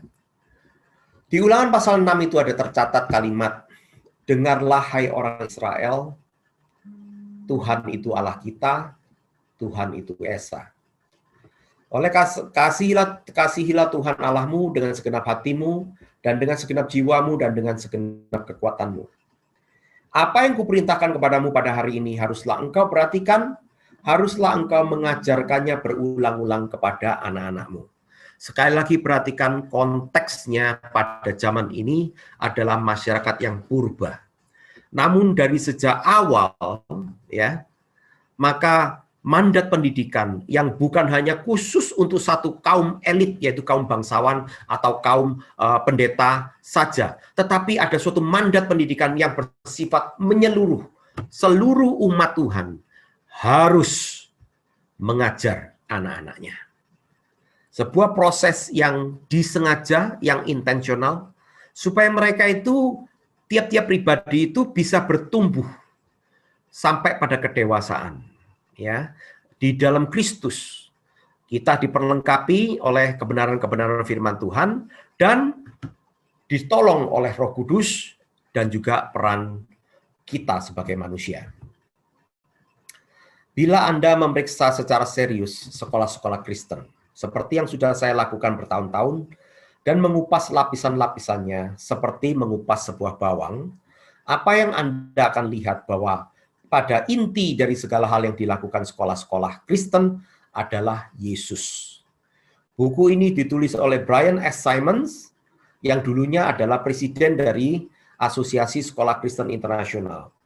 Beliau melakukan penelitian di lebih dari 100 negara, sekolah-sekolah Kristen, lalu menulis buku ini, Word It. Ya. Nah, teman-teman, ternyata sesudah penelitian dikatakan bahwa apa yang membuat pendidikan itu Kristen, itu adalah di manakah Kristus di situ. Semua institusi pendidikan sekuler didasarkan atas seorang manusia atau ide-ide dari seorang manusia. Entah hal itu adalah seorang pemikir tertentu, suatu masa pemikiran tertentu, atau suatu pendekatan yang unik terhadap pendidikan. Namun fondasi dari sekolah-sekolah Kristen adalah kehidupan Yesus dan pesannya juga pengajaran Alkitab. Apakah berarti bahwa pendidikan Kristen itu adalah pendidikan keagamaan? Ya dan tidak. Ya, karena ada integrasi. Tidak, karena seperti diungkapkan di sini dari hasil penelitian. Para siswa mempelajari secara mendalam ilmu pengetahuan yang memang harus dipelajari di sekolah. Literatur, matematika, ilmu pengetahuan, silakan Anda tambahkan. Harus secara mendalam. Namun selama proses belajar, guru-guru mereka terus-menerus membantu mereka untuk menemukan hubungan antara berbagai disiplin akademis tersebut dengan sifat kekal dari kebenaran Allah. Nah, teman-teman, disinilah sebenarnya peran yang sangat diharapkan dari guru-guru Kristen. Kita mengajari siswa-siswa kita, mata pelajaran itu mereka harus paham, mereka harus mampu, dan bahkan mereka itu harus menjadi yang terbaik. Tetapi mereka itu harus dibantu untuk menemukan koneksi. Jadi mereka tidak hanya melihat titik-titik, tetapi mereka melihat di antara titik-titik itu ada garis yang menghubungkan. Kenapa mereka perlu belajar matematika? Apa kaitannya matematika dengan Sang Pencipta? Kenapa mereka belajar ilmu fisika? Apa kaitannya fisika dengan fakta bahwa kepastian dalam hukum fisika itu ternyata menjadi tanda adanya sang desainer yang merancang dunia ini sehingga ada hukum-hukum yang pasti dan tidak berubah, tidak random. Para siswa membutuhkan Anda untuk menolong mereka memahami koneksitas ini. Jadi pendidikan Kristen itu bukan mengajar orang untuk jadi pendeta, tukang khotbah, bukan. Bahkan kalau perlu tukang khotbah diajari juga supaya ngerti matematika, bikin pembukuan, leadership, manajemen, dan sebagainya. Kenapa demikian? Karena sebenarnya tujuan pendidikan itu bukan hanya sekedar membuat orang jadi tahu. Tujuan pendidikan sebagaimana kita belajar dari Alkitab, itu tertulis di dalam Roma 8 ayat 29, dan juga Anda bisa baca 2 Korintus 3.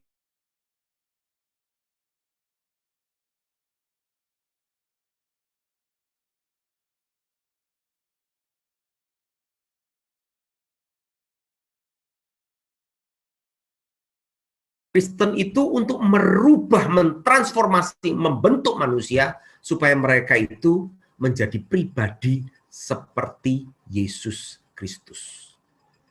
Apakah Yesus Maha Tahu? Orang-orang Kristen harus punya pengetahuan.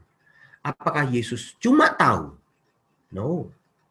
Dia juga mengasihi. Dia juga adalah seseorang yang mampu melakukan. Dia merubah dunia ini. Oleh kehadirannya, oleh tindakan, oleh pengajarannya. Dia bergerak dengan suatu perencanaan yang pasti. Sedemikian rupa sehingga meskipun dia tidak perlu berperang, dia telah menaklukkan dunia ini. Saudara-saudara sekalian, renungkan itu dengan seksama. Tiap-tiap pribadi yang Tuhan percayakan kepada Anda, tiap-tiap siswa itu, bisakah Anda melihat mereka sebagai bakal benih yang akan tumbuh menjadi pribadi seperti Kristus, dimanapun mereka berada? Coba bayangkan, dunia macam apa yang akan terjadi bila itu terjadi.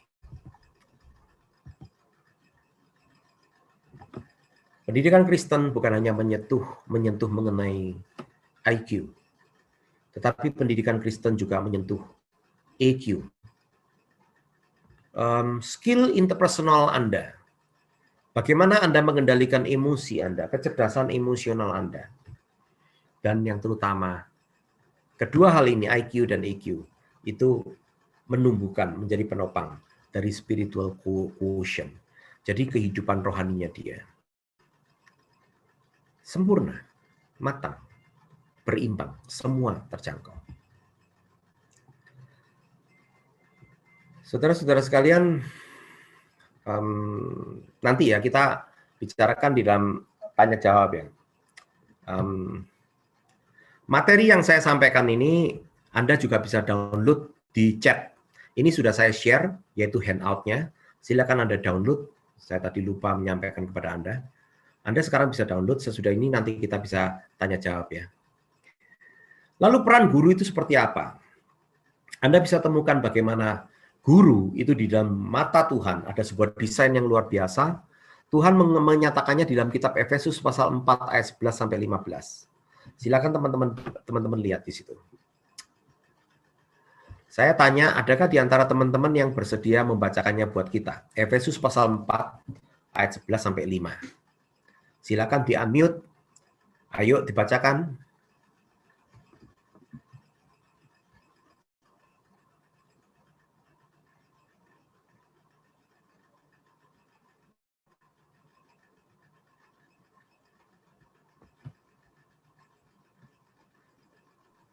Bapak Ibu bisa unmute sendiri ya langsung. Terima kasih.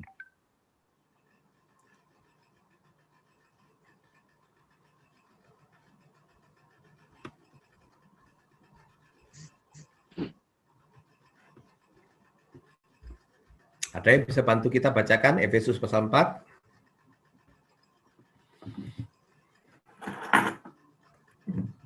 Oh. Saya Pak, saya aja. Efesus pasal 4 ayat 11 sampai 15.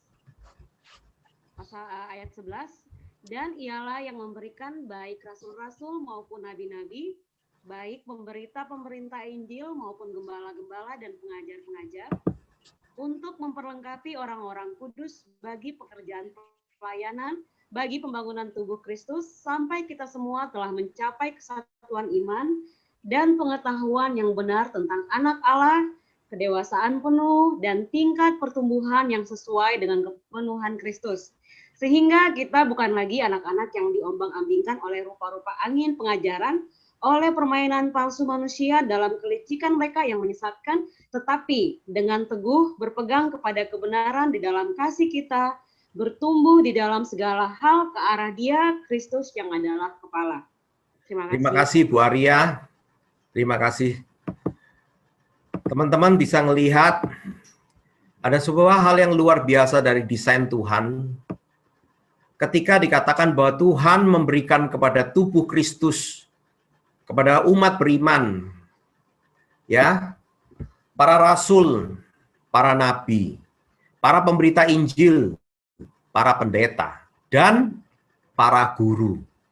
Silakan Anda membaca bagian ini ya di Alkitab bahasa Inggris. Maka jelas di situ dikatakan teachers, yaitu para guru, untuk memperlengkapi orang-orang kudus. Nah, teman-teman, ketika saya pertama kali menerima ayat ini, pada saat itu saya sedang studi S2 di Amerika, dan saya terkejut sekali, saya terkejut untuk memikirkan bahwa ternyata guru-guru itu di mata Tuhan itu didudukkan di dalam deretan rasul, nabi, pemberita Injil, dan para gembala sidang. Ya, saya tahu kita tidak dipandang begitu di dalam masyarakat manusia, tetapi Alkitab menyatakan begitulah Tuhan memandang kita. Itu adalah sebuah harusnya menjadi kepada kita, oh, luar biasa sekali. Kita ini ternyata oleh Tuhan dipandang begitu berharga. Apa yang kita lakukan ini bukan sembarangan. Tuhan punya rencana yang dahsyat. Sebuah profesi yang begitu powerful. Oleh karena itu, teman-teman, kalau Anda perhatikan ya, ketika Tuhan Yesus bangkit daripada kematian, dan kemudian Tuhan Yesus akan meninggalkan dunia, naik ke surga. Di dalam Matius pasal 28 ayat 18 sampai 20, kita membaca apa yang dikenal sebagai amanat agung Kristus. Ayo, sekarang saya undang, siapa lagi yang mau membacakan untuk kita? Matius 28 ayat 18 sampai 20. Silakan.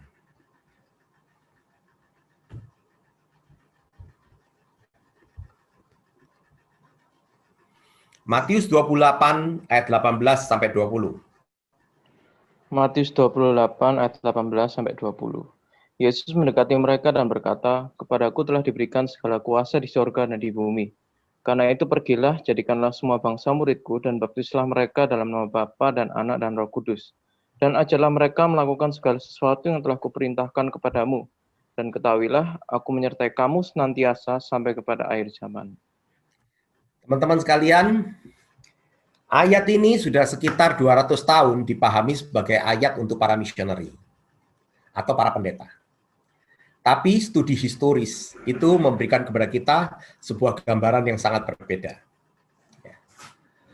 Teman-teman, ayat itu kalau Anda pahami secara historis, ya, kan Tuhan Yesus berkata, "Jadikanlah semua bangsa itu muridku." Ayat itu berangkat dari sebuah tradisi rabinikal. Yesus sendiri dipanggil sebagai seorang rabi. Nah, jadi ketika Tuhan Yesus berkata, "Jadikanlah semua bangsa itu menjadi muridku," itu sebenarnya bukan pemberitaan Injil. Itu adalah mandat pengajaran. Kalau Anda memahami tata bahasa Gerika, maka Anda mengetahui bahwa di situ itu kalimat perintahnya justru bukan pergilah, tapi jadikanlah mereka muridku, ajarlah mereka, dan baptislah mereka. Itu yang menjadi perintah Tuhan. Jadi teman-teman, penekanannya itu justru bukan masalah seperti yang selama ini kita pahami. Itu ayat untuk para misioneri atau para pendeta. No. Ayat itu adalah ayat untuk mengajar, untuk mendidik. Supaya orang-orang itu mengenal kebenaran Tuhan Yesus. Dan supaya mereka itu bertumbuh menjadi seperti Tuhan Yesus. Ada sebuah pepatah, sebuah kalimat yang diulang oleh orang tua Yahudi setiap kali mereka mengirimkan anak mereka untuk belajar. Dan terus terang, kalau mereka belajar ya zamannya itu, mereka harus belajar dari seorang rabi, gitu ya. Nah, setiap kali orang tua Yahudi itu mengirimkan anak mereka untuk pergi belajar, maka mereka harus memberkati anak itu. Nah, bagian daripada kalimat yang mereka berkati itu ada suatu kalimat yang menarik. Yaitu kalimat itu berkata, kiranya engkau kiranya engkau bermandi debu dari tapak kaki gurumu. Itu kalimat itu ada. Kenapa demikian? Karena pada zaman itu, pada zaman masa Tuhan Yesus dan para murid itu di awal abad Masehi, itu sudah biasa para rabi itu akan berkeliling, seperti yang dilakukan oleh Tuhan Yesus. Dan para murid itu berjalan di belakang dia. Zaman itu, jalan itu berdebu, ya, banyak pakai hewan dan segala macam. Nah, kalau seandainya Anda berjalan di belakang orang, kira-kira apa yang akan terjadi pada diri Anda? Maka debu dari kaki orang yang berjalan di depan Anda itu akan terlempar ke belakang. Jadi Anda harus mengikuti guru Anda kemanapun dia pergi. Itu maksudnya. Bahkan di dalam penafsiran yang lebih ketat lagi, bahkan dikatakan bahwa makna dari kalimat itu, di mana gurumu itu kakinya menempel, maka engkau juga harus menempel di situ. Tapak kakinya di situ, kau juga harus berjalan seperti itu. Itulah pemahamannya. Jadi teman-teman, sekali lagi kita temukan bahwa apa yang kita lakukan ini sebenarnya adalah mandat kerajaan surga. Mandat ilahi. Itu tercatat di dalam Matius pasal 28 ayat 18 sampai 20.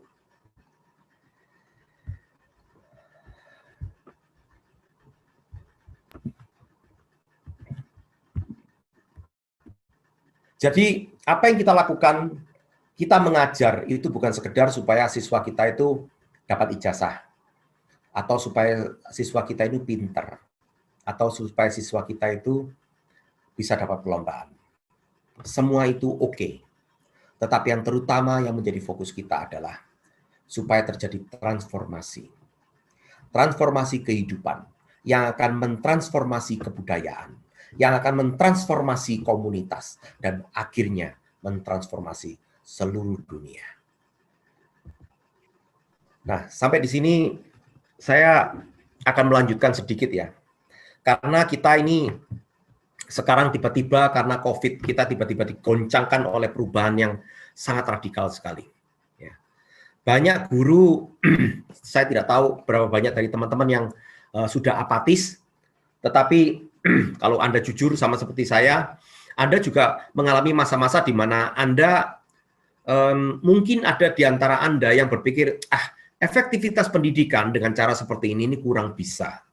Oke, nah teman-teman, saya kepingin memberikan kepada Anda bagi pemikiran sedikit ya. Bagaimana kita bisa engage bagaimana kita tetap bisa menjangkau para siswa kita itu melalui pendidikan jarak jauh ini. Ini beberapa pemikiran. Satu, di dalam bahasa Tionghoa, bahasa Tionghoa itu ini adalah sebuah kebijakan yang sudah usianya ribuan tahun ya. Sebuah krisis itu dituliskan dengan sebenarnya 2 huruf, yaitu huruf Wei-zi. Huruf ini itu sebenarnya bertolak belakang. Karena Wei itu berarti bahaya. Tapi Zi itu berarti kesempatan. Jadi teman-teman, setiap kali terjadi krisis, maka bangsa Tionghoa itu langsung memahami krisis itu bisa berbahaya. Tetapi justru di tengah-tengah krisis itu juga ada kesempatan. Nah, ini coba Anda pikirkan baik-baik ya. Saya masih ingat ketika saya menjabat sebagai wakil rektor, saya masih ingat bahwa betapa kami mengalami kesulitan untuk memberikan atau memungkinkan proses pendidikan karena peraturan-peraturan yang begitu mencekik dalam pandangan kami ya. Tapi saya tahu itu memang maksudnya supaya kualitas pendidikan di Indonesia itu bagus gitu ya. Ada banyak peraturan-peraturan yang ditetapkan dikti. Nah, tapi ada satu peraturan yang sebenarnya saya secara pribadi berpikir, aduh, kita ini sudah zaman internet, tapi kok masih ada peraturan seperti ini? Yaitu mengenai masalah kehadiran fisik. Satu-satunya universitas yang diizinkan untuk menyelenggarakan pendidikan tanpa memperhitungkan apa itu bangunan fisik, itu adalah universitas terbuka. Universitas terbuka sendiri sebenarnya mengadopsi dari Open University, ya, itu universitas di luar negeri. Nah, padahal ya, contohnya kampus tempat saya menjabat pada saat itu, kami itu punya di kantor di kampus kami yang pusat itu, dosen kami itu jumlahnya tidak kurang dari 700 orang. 700 orang. Tetapi kenapa kok pembelajaran atau ilmu itu hanya terbatas? Siswa tidak akan bisa menerima gelar kalau tidak hadir secara fisik dan segala macam. Nah, teman-teman, Anda perhatikan bahwa sejak peristiwa COVID, pemerintah bukan saja melarang, malah pemerintah mengharuskan kita melakukan pembelajaran yang tidak secara fisikal. Malah diizinkan, sekarang Anda bisa mengakses materi yang saya sampaikan ini, Anda dari mana-mana, tetapi Anda pada saat yang sama, Anda tetap duduk di tempat di mana Anda berada. Ini luar biasa. Jadi di tengah krisis, di situ ada kesempatan.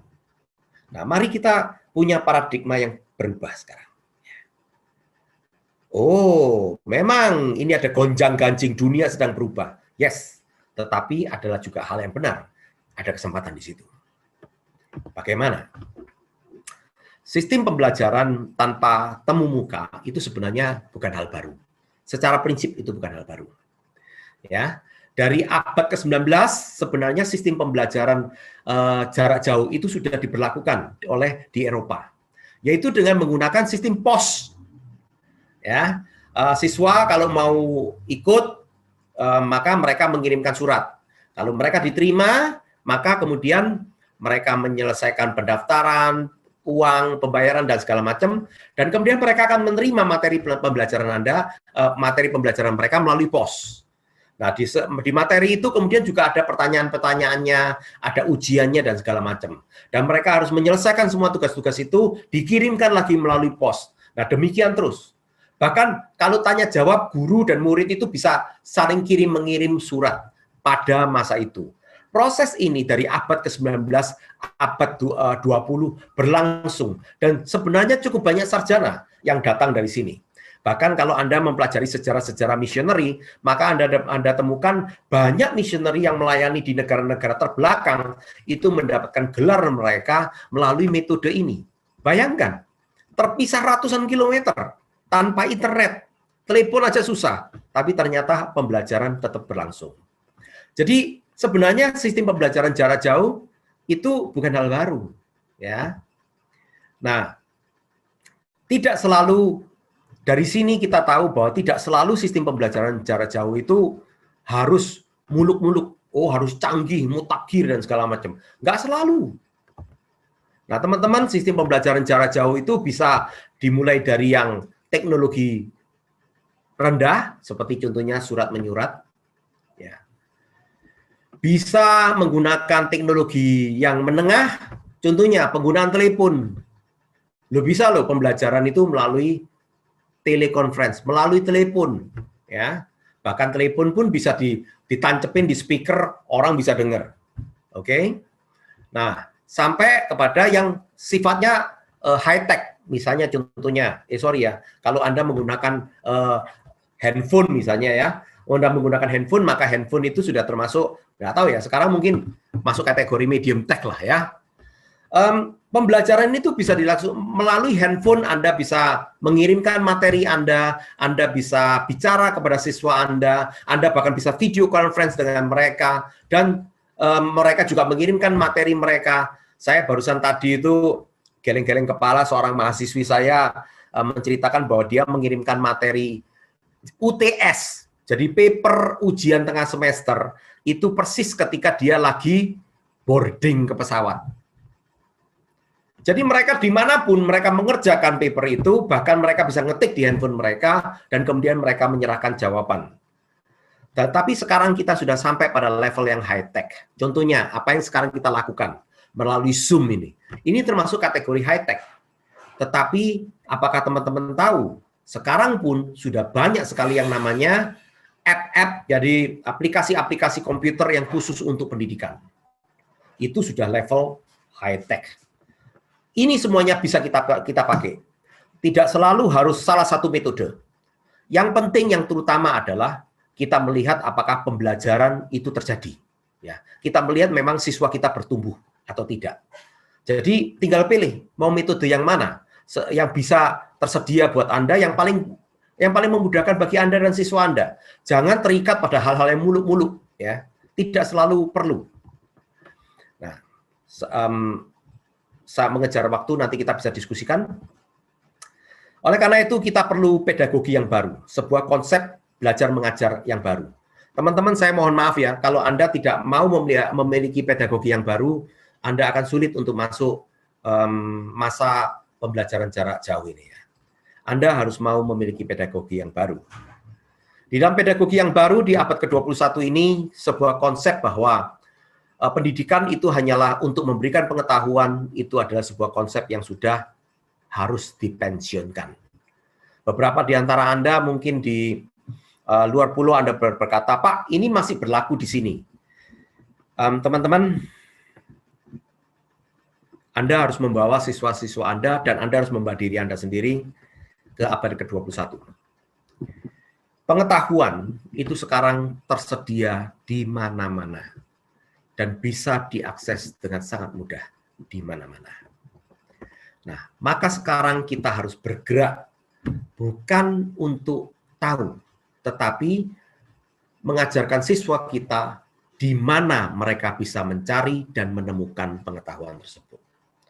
Memilah-milah dari sumber pengetahuan itu, yang mana yang valid, yang mana yang harus diragukan, yang mana yang sudah pasti hoax.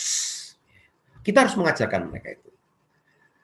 Mengajarkan prinsip-prinsip, misalnya, kalau cari informasi itu harus cari dari sumber primer. Ya. Lalu dari mana cari sumber primer? Itu kita cari sebuah skill untuk belajar. Dan sesudah itu teman-teman, kita harus melatih mereka. Kalau sudah tahu bagaimana mereka mengaplikasikan pengetahuan tersebut. Nah, hal-hal ini adalah hal-hal yang lebih penting di dalam pendidikan abad ke-21. Jangan menghabiskan untuk sekedar tuangkan pengetahuan. Itu sudah obsolete. Kita harus bersedia menggunakan metode pembelajaran itu yang tidak hanya satu metode. Blended learning. Online, offline. Tidak ada satu kelas, satu mata pelajaran itu yang bisa diselesaikan dalam satu semester hanya menggunakan satu metode. Gunakan berbagai metode. Ya, Anda mau sistem mereka riset, Anda mau sistem lecture, no problem. Anda mau minta mereka online, Anda mau minta mereka lakukan offline, baca buku iya, baca di internet juga iya, blended learning, campur, mix. Usahakan ya bahwa selalu ada yang namanya pendekatan-pendekatan yang bersifat kolaborasi. Bagaimana siswa-siswa kita itu belajar bersama-sama dalam bentuk kelompok. Bahkan melalui jarak jauh pun bisa. Misalnya di kelas saya ada tugas-tugas presentasi, meskipun mereka tidak tatap muka, tapi saya kasih materinya, materi bacanya, dan saya kasih deskripsi yang jelas, lalu saya minta mereka melakukan presentasi melalui via Zoom kepada seluruh kelas. Mereka mampu buat PPT-nya, lalu kemudian mereka memberikan presentasi, dan siapa yang memberikan presentasi pun ganti-ganti. Nah, jadi ini melatih mereka untuk hidup di dalam konteks keadaan pada masa ini. Kita bukan hanya membuat mereka pintar, tapi kita juga harus mampu melatih mereka untuk mampu ya di masa sekarang. Harus membiasakan diri menggunakan multimedia. Ya. Jangan malu-malu untuk menggunakan apa yang tersedia secara terbuka ya. Saya menyarankan sih kalau bisa sekolah-sekolah itu mulai juga berlangganan akses ke perpustakaan-perpustakaan di universitas-universitas maupun di dalam maupun di luar negeri. Jadi kalau Anda langganan, maka siswa Anda punya hak untuk akses. Dan digital library mereka itu bisa dibaca, begitu ya. Sekarang itu ya, izinkan siswa Anda untuk ikut mengontrol pembelajaran mereka. Materi apa yang mereka ingin pelajari? Itu izinkan siswa memberikan input. Bagaimana mereka mau belajar? Izinkan siswa untuk ikut memberikan input. Kalau Anda memberikan kesempatan ini, siswa itu menjadi excited. Mereka tidak lagi malas, mereka tidak lagi bosan. Kelima, tidak lagi pembelajaran itu hanya berlangsung di jam sekolah.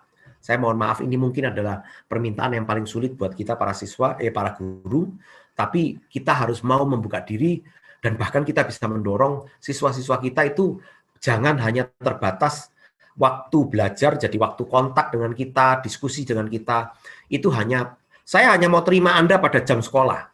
Itu adalah sebuah pedagogi yang sudah obsolete, sudah lewat. Pembelajaran itu terjadi dimanapun, kapanpun, dan size-nya sudah tidak terbagi. Misalnya contohnya sekarang, saya bisa memberikan materi yang sama ini dan diakses oleh 80 orang. Apakah materi ini juga bisa diakses 1000 orang? Jawabannya ya. Bisa juga diakses one to one. No problem. Ya. Anda kalau kesulitan, record, direkam. Kalau misalnya ada orang, oh saya mau mempelajari materi ini, silakan visit link ini. Saya sudah update, saya sudah upload, silakan Anda link ini. Dia bisa pelajari sendiri. Lalu kemudian Anda bisa follow up melalui chat atau melalui telepon, bicara langsung.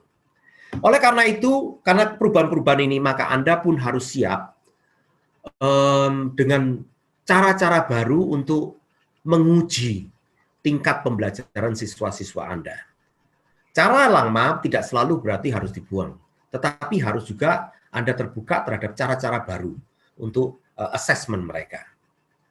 Ya, Anda harus juga mau terbuka pada metode pembelajaran atau pendidikan yang 100% bersifat individual study. Jadi orang itu diizinkan untuk belajar sesuai dengan kemauan mereka, semangat mereka, dan bahkan di dalam jangka waktu mereka.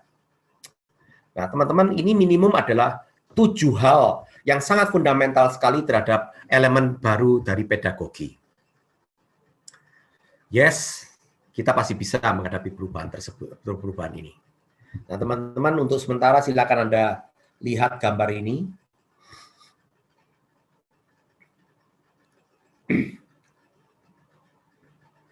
Ini adalah momok dari pembelajaran online learning. Saya yakin ya, saya bicara selama ini sudah cukup banyak dari antara Anda yang juga nyambi, baca WhatsApp, atau bahkan Anda buka YouTube, buka Insta, buka Facebook, dan segala macam. Ini adalah tantangan kita. Generasi kita sekarang adalah generasi yang mengalami short attention span. Mereka hanya mampu untuk, bahkan penelitian yang terbaru, kita ini bahkan manusia sekarang bahkan memiliki kemampuan untuk fokus memperhatikan itu lebih pendek daripada anjing. Ternyata menurut penelitian di Amerika, generasi muda sekarang itu hanya bisa fokus paling lama 7 detik. 7 detik. Jadi kalau Anda mau memberikan materi, tolong itu diingat ya. 7 detik. Selalu siap yang bernama synchronous dan asynchronous learning. Synchronous learning adalah proses pembelajaran bersama-sama pada waktu yang sama. Asynchronous learning adalah pembelajaran yang terjadi pada waktu yang berbeda-beda, tanpa dibatasi tempat. Kedua hal ini akan terjadi pada saat ini. Dan Anda bukan hanya tidak boleh menghindarinya, Anda malah harus menggunakannya. Ini salah satu contoh yang bisa kita lakukan. Satu pelajaran itu harus dibagi menjadi 3 tahap. Jangan Anda fokus pada peristiwa tatap mukanya. No. Anda justru harus juga mempersiapkan mereka sebelum ketemu dengan Anda. Berikan tugas kepada mereka, berikan bacaan kepada mereka, atau melalui nonton film dengan pertanyaan-pertanyaan kepada mereka. Pre-pertemuan, lalu kemudian tatap muka, itu hanya untuk diskusi. Berdebat, bertanya, oke? Dan sesudah tatap muka itu, PR-nya mereka itu apa untuk follow up? Nah, ini adalah metode yang sekarang boleh dikatakan baku ya. Ini harus kita lakukan. Oke, saya akan berhenti sampai di sini. Ada beberapa ini tips-tips praktis, tapi saya yakin narasumber berikutnya akan mampu memberikan ini malah lebih baik daripada saya. Silakan kita sekarang bisa masuk di dalam tanya jawab.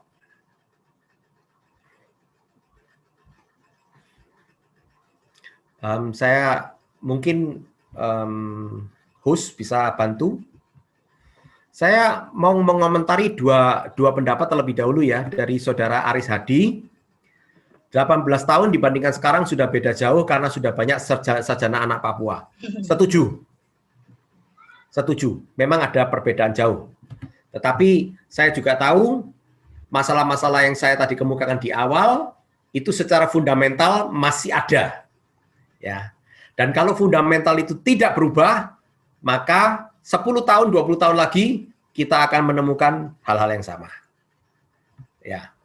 Kedua, dari Saudara Elon Perez, masalah Papua cukup rumit, tidak bisa dipandang dari sisi pendidikan saja, namun hal-hal terkait masalah politik yang menjadikan orang Papua bukan subjek, namun objek dalam berbagai bidang. Yes.